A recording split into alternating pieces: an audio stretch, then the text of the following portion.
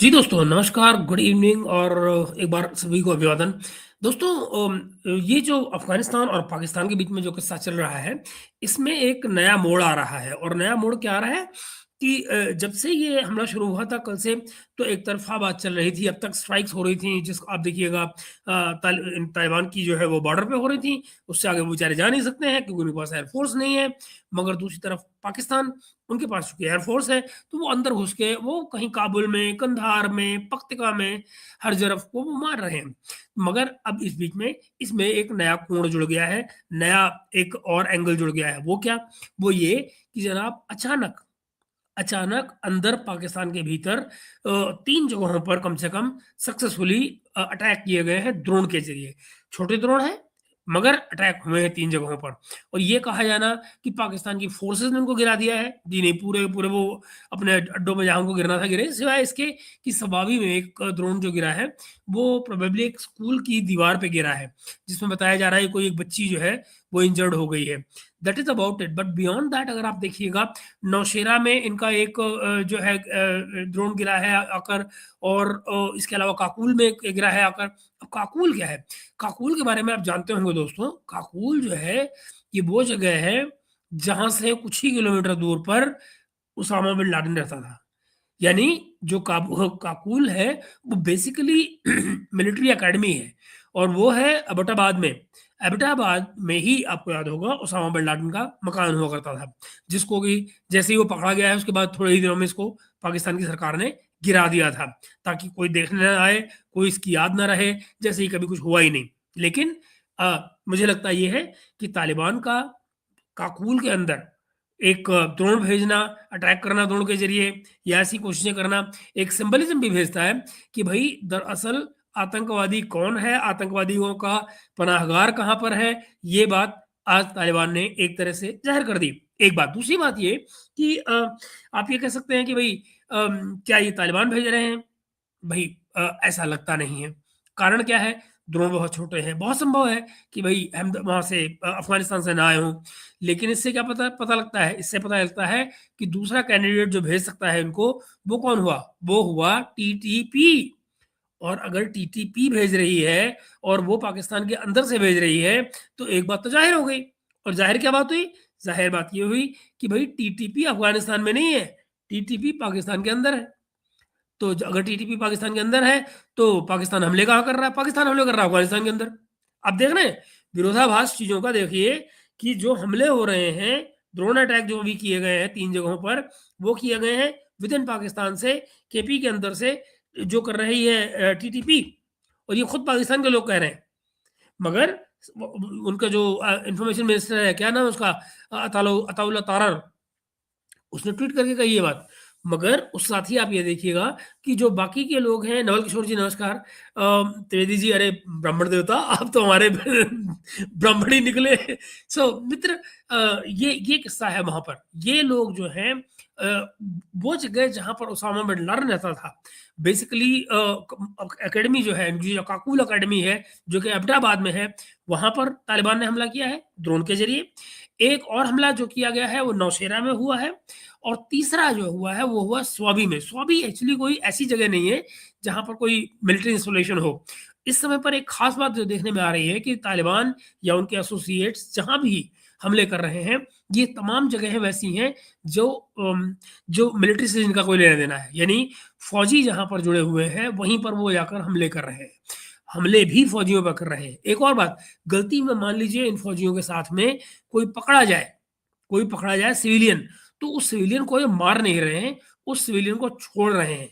मित्रों, इस बात को ज़रा गौर से देखिएगा। इसका मतलब क्या हुआ कि बड़ा साफ तालिबान या टीटीपी ये एक खुला मैसेज ये दे रहे हैं कि भई हमारी आम आदमी से कोई दुश्मनी नहीं है और उनकी दुश्मनी किससे है? सिर्फ़ पाकिस्तानी फ़ौज से, और वो उन्हीं को ये कर रहे हैं। थैंक यू नवल भाई, आपके कमेंट का क्या बात है। अच्छा, ये किस्सा है, तो इनको आप ये देखिएगा आने वाले दिनों में ये लोग अभी और एक्सपोज़ होंगे। ये जो कंवर चीमा जैसे लोग हैं इनको माइंड मत करिए, ये क्यों, ये इन्होंने अपनी कहानी गढ़नी है। आज शाम को मैं उनकी बिरॉग पर आपसे बात करूँगा डिटेल में। लेकिन आप ये देखिएगा कि इस समय जो हमले चल रहे हैं, इनके ज़रिए एक जो सटल मैसेज है, जो तालिबान दे रहे हैं, वो बड़ा क्लियर है। वो ये कि आतंकवादी पाकिस्तान के अंदर हैं, पाकिस्तान के भीतर बैठे हैं। अच्छा, टीटीपी भला आप ये कहेंगे कि ऐसे में क्यों हमले कर रहे हैं? क्योंकि ये भई देखिए, ये कहना कि टीटीपी अफ़गानिस्तान से हमले कर रही है, ये तो गलत साबित हो गया, एक बात। दूसरी बात ये तो कभी भी तालिबान ने कहा ही नहीं कि हमारा टीटीपी से कोई रिलेशन नहीं है। उन्होंने हमेशा ये कहा है कि भई वो हमारे गेस्ट रहे हैं और जब कभी हम लोग बॉर्डर के दूसरी तरफ थे, तो वो हमारे साथ रहे हैं, हमारी शादियाँ हुई हैं, हमारे घरों में उनकी रिश्तेदारियाँ हैं, हमारी इधर, उधर उधर की हमारी यहाँ, हमारी उनके यहाँ। तो नतीजा ये है कि भई वो तो साथ में ही रहेंगे। नवल भाई, आपका बहुत-बहुत शुक्रिया, धन्यवाद आपका। तो मित्रों, ये आप समझिए इस बात को कि ये लोग बहुत ज़्यादा एक्सपोज़ होने जा रहे हैं। आने वाले दिनों में ये ग अब और बढ़ेगा। अभी आने वाले दिनों में आप देखिएगा कि हो सकता है कि कोई न कोई बीच में पड़े, जैसे कि अभी कतर ने कहा है या इवन रशिया ने भी ये बात कही है कि अगर दोनों पार्टियाँ कहें, दोनों पार्टियाँ अगर कहती हैं, तो हम आपका समझौता करवा सकते हैं या सीज़ फायर की बात कर सकते हैं। लेकिन मैं आपको गारंटी दे सकता हूँ कि चाहे कोई सीज़ फायर हो जाए, जो यहाँ से चलने वाला गुरिल्ला वॉर है, वो बस अब शुरू होने वाला है। बस अब शुरू होने वाला है। ये तो ड्रोन तो अभी शुरुआत है। आज पाकिस्तानी हैरान हो रहे हैं ना कि अचानक ड्रोन कहाँ से आ गए? ये ड्रोन इनको कौन दे रहा है? इसके पैसे कौन दे रहा है? इसकी अब ज़रा सोचो, अगर केपी के अंदर आ रहे हैं ड्रोन, तो भाई आसमान से थोड़ी आ रहे हैं। केपी के अंदर जो ड्रोन आ रहे हैं, वो केपी के अंदर से आ रहे हैं। तो जब केपी के अंदर मौजूद हैं ड्रोन, तो भला आए कैसे होंगे? बॉर्डर से ज़ाहिर है। और अगर बॉर्डर से आ रहे हैं, तो तुम्हारी फ़ौज क्या कर रही है? सवाल है ना कि आखिर तुम्हारी फ़ौज कर क्या रही है बॉर्डर पे? अगर वो टेररिस्ट के लिए, अगर टीटीपी को टेररिस्ट वो मानते हैं, तो वही बताओ कि तुम्हारे टेररिस्ट के लिए जो ड्रोन अंदर आ रहे हैं, वो कैसे आ रहे हैं? तुम्हारी फ़ौज बॉर्डर पे उनको रोक क्यों नहीं रही है? क्यों उसकी पूछताछ नहीं हो रही है? ये कहने से काम तो नहीं चल जाएगा ना कि नहीं साहब, हम तो क्या करें, बस आ गए और हमको मार रहे हैं। ये इनकी एयरफ़ोर्स, देखिए मेरी बात सुनिए, मैं इस सारे में एक चाल देख रहा हूँ और वो चाल क्या है? मान लीजिए ये ड्रोन अटैक करते रहते हैं, कुछ नहीं करते इससे तालिबान वाले। ये अपने गुस्से में एयर स्ट्राइक करते रहते हैं, जो कि कमर चीमा कह रहा है कि हमको एयर स्ट्राइक करनी चाहिए, करो बेटा। ये लड़ाई 4-5 दिन, 1 हफ्ता खिंच गई। ये 1 हफ्ता लड़ाई खिंच गई ना, पेट्रोल नहीं होगा इनके पास, मज़ा आ जाएगा जीवन में इनके। आप देखिएगा कि ये तड़पेंगे फिर कि हाय रब्बा, हम कैसे उड़ाएँ अपने जहाज? बहुत जल्दी। अच्छा फिर कौन जाने, कौन जाने मेरे भाई, कौन जाने किसी कोने में हिंदुस्तान ही बैठा हुआ इंतज़ार कर रहा हो कि अब ऑपरेशन शुरू करने का टाइम आ गया है। ये भी किसी को नहीं मालूम है कि आने वाले दिनों में कौन कौन भला कौन-सी गलती करेगा। ये भी आप ध्यान दीजिएगा। आने वाले 2 महीने में आपको बहुत दिन से ये बात कह रहा हूँ कि अप्रैल का जो महीना होगा वो इन एनी केस क्रूशियल होगा, क्योंकि उस समय इनके पास पानी नहीं होगा। पानी नहीं होगा। आने वाले हफ्ते से आप समझिए गर्मी शुरू। अभी अगले महीने में क्या, अगले महीने में होली आ जाएगी 3 मार्च को, और 3 मार्च के बाद में जो गर्मी शुरू हो रही है, वो आप देखिएगा फसल जैसे ही बोने का टाइम आएगा, इनके पास पानी नहीं होगा। मज़ा आ जाएगा इनके। प्रणाम ऋषभ भाई। सो ये आप देखिएगा, ये खेल इनके गले पड़ने वाला है। ये बहुत बुरी तरह फँसने जा रहे हैं, क्योंकि और फिर बीएलए, टीटीपी, अगर ये दोनों केपी से, बलोच इधर से हिट कर रहे हो इनको, ऊपर से तालिबान हमला करना शुरू कर दें, और इसके बाद में अगर कोई और जुड़ जाए इनके साथ में, जो मेन स्ट्राइक इनके यहाँ कर रहा हो, तो फिर क्या होगा? तो फिर क्या होगा? मान लीजिए कि अगर कहीं मान ली चीन से इनको, ईरान से कुछ मिल जाता है ऐसा, जिससे इनको हिट कर पाएँ और इनके जहाज टपकने लगे, फिर क्या करेंगे? क्योंकि अभी क्या इनको मज़ा आ रहा है, अभी ये हर बात पे क्या कर रहे हैं, हर बात पे इनके एयर स्ट्राइक कर देंगे, that is the solution they have.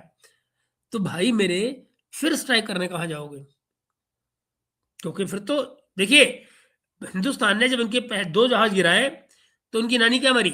इन्होंने तुरंत के तुरंत अपनी फ्लाइटें बंद कर दी, सारे जहाज ले जाके बंकर के अंदर छिपा दिए। ये क्यों छिपाए? ये इसीलिए छिपाए क्योंकि इनको ये पता है कि भई अब ऊपर उड़े उड़े तो मारे जाएँगे सारे के सारे, तो मरने से डर तो इनको भी लगता है।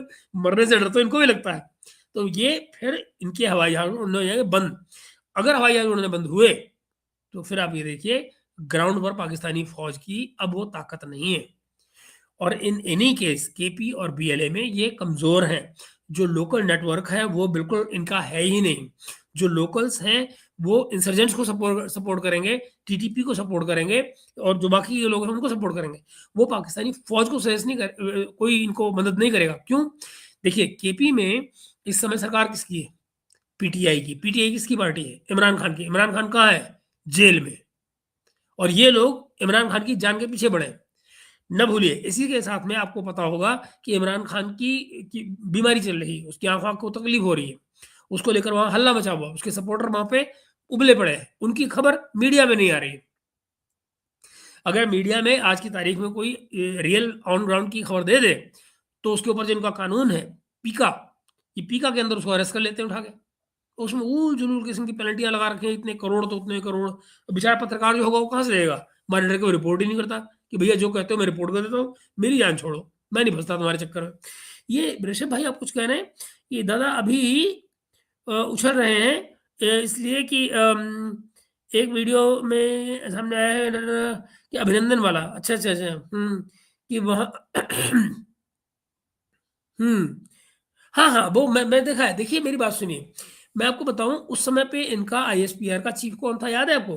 गफूरा, है ना? गफूरे की ट्वीट आज भी पड़ी हुई है। आप गफूरे की ट्वीट पे चले जाइए उस दिन की, जब ये अभिनंदन वाला वाकया हुआ था। वो खुद वहां पे दो की बात कर रहा है। वो खुद वहां लिख रहा है कि दो दो पायलट है। तो ये तो बहुत बाद की बात है जो आप बता रहे हो। गफूरे ने तो पहले दिन लिख के दे दिया था ट्विटर पे। और मजे की बात क्या है कि पाकिस्तानी मीडिया ने कभी उसको रिपोर्ट नहीं किया। हमारे यहाँ भी उसको लेकर बहुत चर्चा नहीं हुई। बट हमको एक्चुअली इन बातों पे ध्यान देना चाहिए ना। आप देखिए कि वो गफूरे की ट्वीट थी, आज भी पड़ी हुई है। सो हालांकि गफूरे आजकल तो उसका अकाउंट ही बैन है हमारे यहाँ पे। सो ये है किस्सा। तो इन चीज़ों को तो आप देखिए ऋषभ भाई कि हमेशा से इन चीज़ों का जुगाड़ हो ही जाता है। खैर, तो मैं आपको कहने की कोशिश कर रहा हूँ, कहने की कोशिश मित्रों ये कर रहा हूँ कि ये लोग जाग नहीं रहे हैं, न जागेंगे, क्योंकि इन्होंने कर रखे हैं वादे अमेरिकन्स को। अमेरिकन्स के वो वादे ये पूरे कर नहीं पा रहे हैं, नहीं पूरे कर पाएंगे उनको वहां से जूता पड़ेगा। आईएमएफ आ चुका है, मैं आपको सवेरे कह रहा था ना कि आईएमएफ आने वाला है। आईएमएफ पाकिस्तान पहुंच चुका है और वो कल या परसों में या कभी भी आने वाले दो तीन दिन के अंदर अंदर में यूएई के एम्बेसडर से मिलेगा। यूएई के एम्बेसडर से क्यों मिलेगा? क्योंकि इनका फैसला होना है कि भाई यूएई 2 बिलियन के लिए इनको 1 साल की छुट्टी देगा कि नहीं देगा। ये किस्सा हो रहा है। तो हाथ में कटोरा पकड़ा हुआ है और धमकियां ऐसी हैं कि पूछो मत। मतलब यूएई क्या जो चैनल है अल जजीरा, अल जजीरा को भाई कहते हैं हम बंद कर देंगे। अच्छा, और साथ ही क्या करते हैं? अगले दिन भाग के जाते हैं कतर के पास में और कहते हैं दे पैसे। भाई यूएई हमारे से भाग रहा है, उसकी जगह पे 2 बिलियन तुम डाल दो यहाँ पे। उसके 2 बिलियन हम वापस कर देते हैं निकाल के, उसकी जगह पे तुम डाल दो तो हमारे लिए समस्या खत्म हो जाएगी। हर बात पर ये लोग क्या कहते हैं, हमारे गल्फ मुल्कों से बड़े अच्छे रिलेशन है, हमारे मुल्कों से अच्छे रिलेशन है, और हम पता नहीं क्या मिडिल ईस्ट के सिक्योरिटी गारंटर हो गए और क्या हो गए। मुझे बताइए, क्या सऊदी अरब अभी तक आया बीच में? नहीं आया। कोई बोला? नहीं बोला। किसी ने फौज ऑफर की? बिल्कुल नहीं की।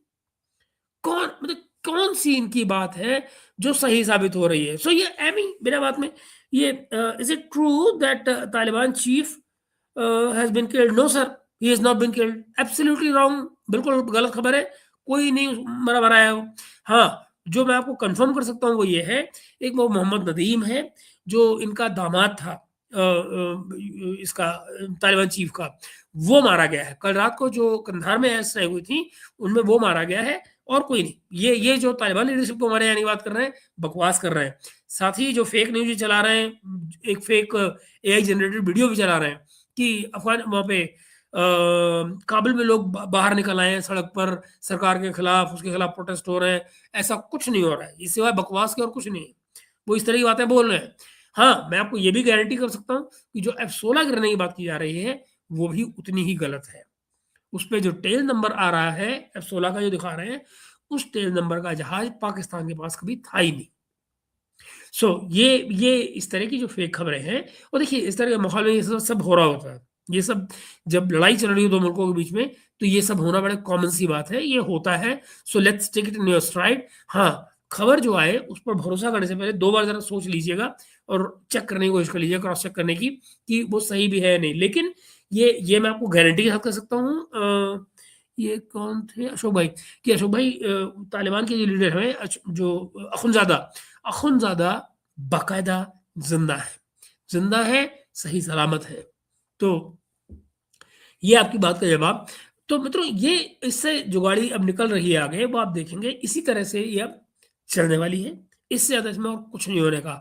गुरिल्ला वॉरफेयर आगे चलना ही चलना है, और इस गुरिल्ला वॉरफेयर में पाकिस्तान की फ़ौज, पाकिस्तान के एलिमेंट्स, तालिबान के जो क्या है वो हाफिज़ सईद ग्रुप के जो लोग हैं, या जो जैश ए मोहम्मद के लोग हैं, इनके बस का उस तरह का गुरिल्ला वॉरफेयर कर पाना नहीं है, जो अफ़गान तालिबान कर सकते हैं।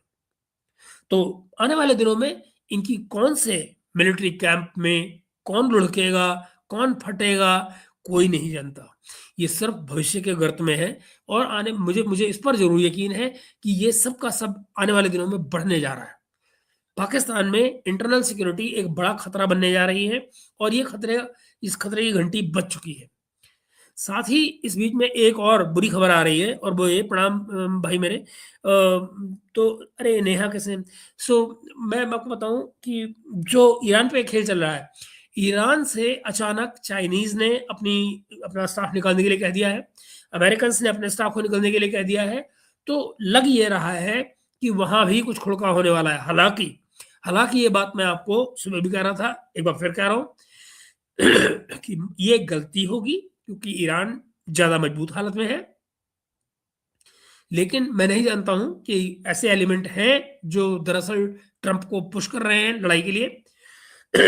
और अगर वो पुश हो जाता है, लड़ाई कर लेता है, तो इंटरेस्टिंग होगा कि वहां क्या होता है, बिकॉज ये लड़ाई गंदी हो सकती है, लंबी हो सकती है। बाय द वे, कहीं अगर ये दोनों तरफ लड़ाई चल रही हुई, तो ये खेल और भी इंटरेस्टिंग हो जाएगा, अफगान और पाकिस्तान का। और ऐसे में अमेरिका और ईरान का या इसराइल का जो भी कोई झगड़ा शुरू हो जाए, तो भाई साहब बिस्मिल्लाह, बहुत मजा आएगा। फिर आप ये जान लीजिए कि इस इलाके में कभी भी कुछ भी हो सकता है, और मैं हैरान नहीं होऊंगा कि अगर इन तमाम चीजों के बीच में कहीं किसी भी देश में, ईरान में या तालिबान में, अफगानिस्तान में या ईरान में, कहीं रिजीम चेंज की भी कोशिश की जाए। I will not be surprise at all. तो देखते हैं ये चीजें कहाँ जाती हैं। बट मैं बड़ा क्यूरियसली देख रहा हूँ कि अल्टीमेटली आने वाले भविष्य के गर्त में अब छिपा क्या है, क्योंकि ये लोग जो हैं, ये आपको ये आपको किसी भी हालत में अफगानिस्तानियों को चैन से नहीं बैठने देंगे। भारत का नाम आ रहा है बार बार, खवारिज कहा जा रहा है कि खवारिज फितना उल हिंदुस्तान। अरे भैया, अगर तुमको हिंदुस्तान से इतनी ही प्रॉब्लम है और तुम में दम है, तो उठाओ, लड़ लो भारत से, तुमको मजा आएगा। खाली सपने देखने से तो कोई फायदा नहीं है ना। जब तुम ये कहोगे नहीं नहीं नहीं नहीं, देखो हम लड़ने पे आते हैं तो जहाज गिरा देते हैं, मतलब मेरी बात सुनो, तुमको तो हमने साले सैटेलाइट फोटो दे दिए, इंटरनेट दे दिए, तमाम मिलिट्री एक्सपर्ट्स बोल लिए एक दुनिया के, चाहे वो डॉन, वो अपना क्या था, वो कूपर, वो हो, या टॉम कूपर, ये वो जो था, क्या नाम है उसका, जॉन, वहाँ का था, इंग्लैंड अमेरिका वाला। तो वो भी बोल चुका। अब आप मुझे बताइए, कोई भी, इन्होंने जो अपने पॉलिटिकल एक्सपर्ट होते हैं उनसे बुलवा लिया कि नहीं ये गिर गया वो गिर गया। किसी मिलिट्री एक्सपर्ट ने बोली है आज तक ये बात? क्या किसी ने नहीं। कोई जेन्युइन मिलिट्री हिस्टोरियन आपके सामने आया क्या? नहीं। जिसने बात की कि कितने जहाज गिर गए, इवन क्या ट्रंप ने आज तक बोला कि इंडिया के जहाज गिरे? एक जगह में दिखा दो मुझे, वन प्लेस जहां पर ट्रंप ने यह कहा हो कि भाई इंडिया के 5 जहाज गिरे, 6 जहाज गिरे, 10 गिरे, 11 गिरे। नंबर तो 11 तक आ गया है ना। कोई मुझे बताया तो सही कि कब तो कहा ट्रंप ने इंडिया के जहाज गिरे। 11 का नंबर घूमता फिरता 19 तक चला जाएगा, अब देखते जाइएगा, और आखिर में कह दिया जाएगा कि भैया इंडिया ने गिराए थे। सबूत एक नहीं है। हमने हर चीज के सबूत दिए हैं, इन्होंने कोई सबूत नहीं दिया है किसी भी चीज का, मगर फिर भी हीरो खुद बनना है। क्या कहेंगे आप? तो चलिए, इस सारी बातचीत को आज अभी जैसे ही और खबरें आएंगी, और आई एम प्रीटी श्योर आज की रात लंबी होने वाली है, आज की रात में खबरें आएंगी ही आएंगी। तो वो हम लोग अपनी निगाह में रखेंगे और आपसे शेयर करते रहेंगे। नेहा, तुमने कुछ लिखा है या कुछ बात तुमने कही है? नेहा क्या कह रही है? सर, ये यूएस के सपोर्ट से तो पंगे नहीं ले रहा है अफ़गानिस्तान से। नेहा, मैं बड़ी मुझे बड़ी खुशी है कि तुमने ये बात कही है, क्योंकि ये मुझे भी शक है कि ये जो क्या कहा जाए, वो जो इनका एयर बेस लेने की जो बात की जा रही थी अफ़गानिस्तान में, बहुत पॉसिबल है ये कि उस तरफ बात जा रही हो, या इवन ये भी कि ये वहाँ पर रिजीम चेंज की कोशिश कर रहे हो। ये बात ये चाहते हैं। ये बात एक से ज़्यादा बार इनके मिलिट्री के जो दुमछल्ले हैं, जो उनकी बात बात बोलते रहते हैं, चीमा जैसे, ये लोग बार-बार ये बात बोल रहे हैं। इनका रिजीम चेंज के पीछे इनकी आँख है, ये वहाँ जाना चाह रहे हैं, उस तरफ को जाना चाह रहे हैं। सिर्फ़ पाकिस्तान का क्या दिवालिया बनेगा? चंदन यार, दिवालिया तो उनको बनना है, वो उनका नसीब है। सवाल ये है कि कब? और देखना ये भी है कि कतर इस बीच में क्या करता है। मान लीजिए अगर कतर नहीं आता है बीच में, कतर नहीं आता है। मैं आपको इसमें इंटरेस्टिंग जानकारी दे दूँ, कल फॉर एग्ज़ाम्पल, कल इनके फाइनेंस मिनिस्टर से किसी ने बात पूछी कि भई यूएई के पैसों का क्या बना? कतर से कोई जवाब आया? तो कतर से तो कोई ऑफ़िशियली अभी तक जवाब नहीं आया है। मगर यूएई के उस लोन के लिए जो वापस करना है इनको ऑलवे ने, उसके लिए ये कह रहे थे दैट्स नॉट एन इश्यू। ये बात इनके कल फाइनेंस मिनिस्टर मोहम्मद औरंगज़ेब जो है, उन्होंने बात कर कही है कि दैट्स नॉट एन इश्यू। अब मुझे नहीं समझ में आता कि दैट्स नॉट एन इश्यू का मतलब क्या निकाला जाए? मतलब जुगाड़ हो जाएगा, जुगाड़ नहीं होगा, जुगाड़ किसी और से हो रहा है, कैसे हो रहा है? एक लफ्ज़ नहीं बोला भाई ने, कुछ नहीं बोला है। So that's how it stands. Sir Cheema तो बोल रहा है कि कुछ टेरिटरी कब्जा लेना चाहिए। हाँ, वो बफर ज़ोन बनाने की बात कर रहा है। मुझे मालूम है, वो आज बात कर रहा था ये बफर ज़ोन पर। सपने तो हर एक गुरु, सपने देखने का हक तो सबको है ना, कम से कम इतना हक तो देना ही पड़ेगा ना। तो वो सोचते रहे कि हम बफर ज़ोन बनाएँगे। कौन पूछता है भाई? आज के ज़माने में टेरिटरी लेना किसी के से छीन के और उसको सस्टेन कर लेना रख के, आसान काम है क्या? आपको क्या लगता है कि तालिबान उसके अंदर आराम से बैठे रहेंगे? मतलब ही नहीं होता। They can not take even an inch, you know. मैं आपको गारंटी से कह रहा हूँ। दूसरी बात ये भी है कि सरेंडर की तो उन्होंने परंपरा भी चलाई रखी है। परंपरा, अनुशासन, है ना? वो चला रखा है इन्होंने, और बीएलए को 70 दे दिए उन्होंने, 7 के बदले में 70। तो आप ये देखिए कि केपी में भी अभी जब बात बढ़ेगी, तो आप देखिएगा ये समझौते करेंगे, क्योंकि I am good S Kumar भाई। मैं आपको ईमानदारी से बताऊँ, पाकिस्तान में हैसियत नहीं है कि ये लॉन्ग रन में एयर कैंपेन चला पाएँ। आप समझिए इस बात को। एयर कैंपेन चलाने की इनकी हालत नहीं है। बहुत पॉसिबल है, ज़रा सोचिए कि आने वाला समहाउ मरते-मरते अगर कहीं तालिबान खींच लेगा इस लड़ाई को 1 हफ्ते तक, तो भाई मेरे पाकिस्तान को जान के लाले पड़ जाएँगे फिर। क्योंकि फिर इनकी नानी ये सोच के मरेगी कि भाई अगर अब इंडिया लड़ने आ गया तो हम जहाज़ कैसे उड़ाएँगे? आप समझ रहे हैं? मैं नहीं जानता कि ऐसा कुछ हो रहा है, बट मैं क्या जानूँ कल क्या होगा? अगर स्ट्रेटजी के लिहाज से सोचा जाए, तो मुझे तो लगता है कि भाई कोई और उनकी एनर्जी निकलवा रहा है। जब ये पड़े कमज़ोर तो साले को मारो। अगर मैं हूँ तो करूँगा। बड़ी सीधी-सी बात है। सामने वाले की ताकत जो उसने कहीं और खर्च कर दी है और थक गया है, जब थक गया है साले को पीट दो पकड़ के, काम खत्म। है कि नहीं? हम तो आला उदले ज़माने का आदमी है भैया। हमसे हमसे जो है वो कोई वहाँ पे महाभारत की बात तो नहीं है ना। हमें तो जहाँ जो सही लग रहा है सही करो, काम करो। सुना है F-16 अफ़गानिस्तान में गिरा है। ना गुरु, एस कुमार भाई गलत बात है, झूठ है, बिल्कुल झूठ है। 100% झूठ है। कोई देखो मेरी बात सुनो, कुछ बातों को हमको तार्किक रूप से सोचने की आदत डालनी चाहिए। देखो एस कुमार भाई, अफ़गानिस्तान के पास ऐसा क्या है जिससे वो एक F-16 को गिराएँगे? F-16 चलता है रफ़ली रफ़ली 2 मैक 2 की रफ़्तार पे। आवाज़ की रफ़्तार से लगभग 2 गुना रफ़्तार पे चलता है, और जनरली हाई एंड पे चल रहा होता है। मुझे एक बात बताओ, कैसे मारोगे? अफ़गानिस्तान के पास ऐसा क्या हथियार है जिससे वो F-16 को गिरा सकता है? नहीं गिरा सकता, कुछ भी नहीं है। आई एम सॉरी टू से दिस, मुझे बहुत अच्छा लगता अगर तालिबान के पास कुछ होता। मुझे अच्छा लगेगा कि दुनिया का कोई मुल्क जाकर तालिबान को कुछ दे दे इस तरह का। But as of now I am sorry but there is nothing. और अगर वो ऐसे में बेचारे अपनी जान दे रहे हैं, अपनी सॉवरेनिटी के लिए या अपनी सेल्फ रिस्पेक्ट के लिए, व्हाटएवर, और वो इनके हमलों का सामना कर रहे हैं, तो ये बड़ा इंटरेस्टिंग होगा देखना कि आज से मान लीजिए हफ्ते भर ये सब चला, तो 1 हफ्ते बाद इनके ऑयल रिजर्व का क्या होगा, इनके जहाज़ों के क्या हाल होंगे, this will be very, very interesting scenario developing. And बहुत पॉसिबल है कि उस केस में ये खुद कहीं किसी के साथ बैठकर बातचीत का सिलसिला चलाएँ। अगर बातचीत के सिलसिले चलाते भी हैं, तो भी इन लॉन्ग रन मैं ऑलमोस्ट सर्टेन हूँ कि ये लोग जो हैं, वो इनका जो जो असिमेट्रिकल वॉर जो है, जो कि जिसको आप गुरिल्ला वॉरफेयर कहते हैं, वो असिमेट्रिकल वॉरफेयर जो है, वो चलता रहेगा। ये डिनायबिलिटी बनी रहेगी, हमें तो पता ही नहीं जी कौन मार रहा है, हमें क्या पता कोई क्या कर गया, मगर स्ट्राइक होते रहेंगे।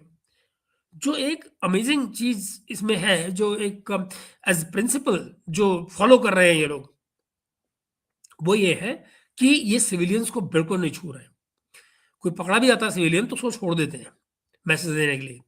लेकिन जो फौजी हैं वो मारे जा रहे हैं। तो बेसिकली उनकी इंटेंट क्लियर है, और जानते हो इसका इसका जो सेकेंडरी इफ़ेक्ट आता है वो बड़ा गज़ब का होता है। वो क्या होता है? वो आता है, जो रिक्रूटमेंट होती है बढ़ती है इससे।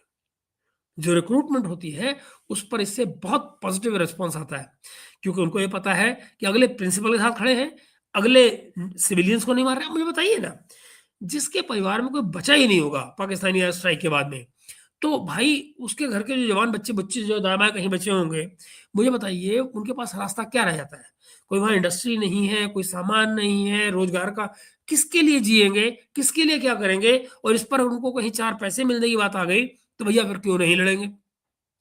समझिए ना, मतलब कुछ एक इंसानी फितरत होती है, एक व्यावहारिकता होती है चीज़ों की, रिश्तों की व्यावहारिकता होती है, सामाजिक जीवन की व्यावहारिकता होती है। इन तमाम बातों को समझे जाने की ज़रूरत है कि एक ऐसा इंसान आखिरकार कैसे बर्ताव करेगा, उम, सर, अमेरिकन आजकल ईरान के पीछे पड़े हैं, क्या इन फ्यूचर पाकिस्तान को भी टारगेट कर सकते हैं? इज़राइल अमेरिका से पाकिस्तान के न्यूक्स को ले के चंदन, मेरा तो कहना ये है कि कौन जाने कि जो सिचुएशन बनाई जा रही है, उसमें हो सकता है कि ऑप्शंस की तैयारी की जा रही हो। मैं कह रहा हूँ हो सकता है, मैं नहीं कह रहा हूँ है। फॉर एग्ज़ाम्पल, जिस तरह से चीज़ें चल रही हैं, जिस तरह से अचानक ये डिप्टी फॉरेन मिनिस्टर अफ़गानिस्तान के बोले हैं कि हमको इंडिया से और अफ़गानिस्तान से कोई दिक्कत नहीं है, हम उनसे रिलेशन बना लेंगे। तो अगर वो इस लेवल पे आ रहे हैं और वो इज़राइल को अपने यहाँ लेने की बात कर रहे हैं, ओह! तो वेल, फिर पॉसिबिलिटीज़ तो बहुत सारी बन जाती हैं। और फिर ये भी हो सकता है कि अगर अमेरिका को नुकसान का खतरा है कि भई 4,500 नेवल ऑफ़िसर उसके जो है, जो किसी एक शिप के अंदर होते हैं, किसी एयरक्राफ्ट कैरियर के अंदर, उनको मौत की उम्मीद धकेला जाए ईरान में, उससे अच्छा ये है कि पाकिस्तान को दबा लो। उससे अच्छा है कि पाकिस्तान को दबा लो। पाकिस्तानियों की एक्सपर्टीज़ एक चीज़ में तो है करने में, है कि नहीं? तो अगले सरेंडर तो कभी भी कर देंगे, उनको ज़रा-सा प्रेशर पड़ेगा, सरेंडर कर देंगे। तो अफ़गानिस्तान की तरफ से अगर दबाव आ जाता है, इंडिया कहीं से कुछ एक्टिव हो जाता है, तो बहुत कुछ पॉसिबल है कि नहीं? बहुत कुछ पॉसिबल हो सकता है। सर, बलोच भी तो अटैक कर सकते हैं अभी, मैं यही तो कह रहा हूँ नेहा, कि ज़रा सोचो कि एक तरफ से अभी टीटीपी वाले शुरू हो गए हैं, ड्रोन वगैरह मार रहे हैं। अफ़गान तालिबान क्या करेंगे, वो भी बताएँगे भी आने वाले आज रात को कर आगे। और तीसरा फिर है बीएलए। तो तीनों एंगल अगर ये भरने शुरू कर देते हैं, बाय द वे मैं आपको बता दूँ, लॉ एंड ऑर्डर की जो सिचुएशन है केपी में, वो बहुत खराब है।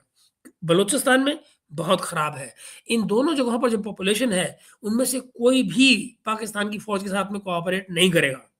और अगर वो नहीं कोऑपरेट करते हैं, तो फिर आप ये देखिए कि जो कोई भी फ़ौज किसी भी इलाके में तभी प्रॉपर्ली ऑपरेट कर सकती है, जब लोकल जो उनका नेटवर्क है, लोकल सिटिज़न्स का जो नेटवर्क है, वो उनके फ़ेवर में काम करे। फॉर एग्ज़ाम्पल, जैसे ढाका में, बांग्लादेश में 1971 में भारत के खिलाफ अ, भारत के हित में काम कर रहा था, पाकिस्तान के खिलाफ काम कर रहा था। नतीजा क्या हुआ?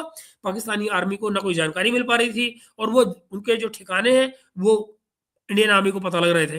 वो चीज़ यहाँ भी है। तो आप ये देखिएगा कि ज़रा भी मूवमेंट होती है, पिछले दिनों में आप देखिए कि जो लोग, इनका कर्नल-शर्नल जो मारा गया, उसकी एक ऑडियो भी आई हुई है। तो वो ऑडियो क्या थी? वो ऑडियो यही तो कह रहा है उस ऑडियो में अपने सीनियर से कि भई हम क्या करें? हमको मूवमेंट की बड़ी दिक्कत है। तो हम बंकर क्या कहते हैं, बुलेट प्रूफ गाड़ियों के अलावा हम और किसी तरह से बाहर निकल ही नहीं सकते। तो आइडिया ये होता है कि बस अंदर ही रहो, बाउंड्री के अंदर बैठे रहो, और जो करना है वो यहीं से करो, बट बाहर मत जाओ। बाहर जाना हो तो उनको ये पता है कि भाई बाहर लोग घात लगाए बैठे हैं, जैसे ही बाहर निकलो गोली मार देते हैं उठा के। ओके। ये चीमा तो रोता है कि हम तो इज़राइल से दोस्ती नहीं कर सकते।